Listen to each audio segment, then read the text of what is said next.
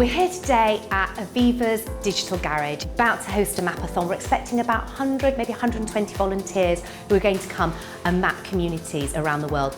People are looking at satellite images on their computers and they're outlining different features. So we're mapping a project in Haiti due to the hurricane that's affecting the region at the minute. So everyone's mapping buildings to help with aid on the ground.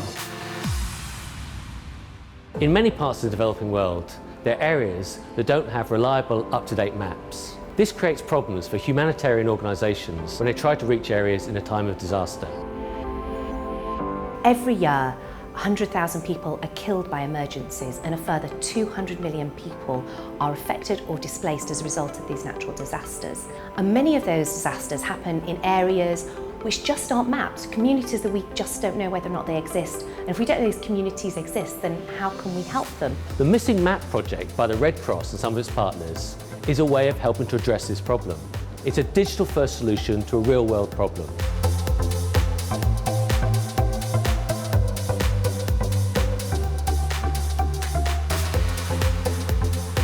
So mapping is really easy. First and foremost, we get our volunteers, and it's really simple to trace digital satellite imagery onto an open platform called OpenStreetMap.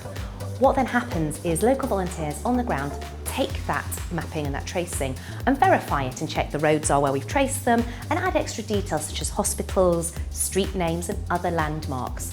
That information is then consolidated into a very strong and rich map, which is not available just for the British Red Cross, but for other humanitarian organisations to use to plan and deliver some of the work that we do in that community.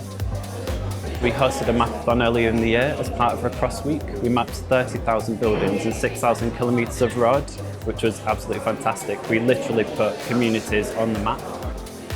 Thanks to the map, we can look at where there's maybe higher concentrations of pregnant women and how their access to hospitals and other medical services is easily made.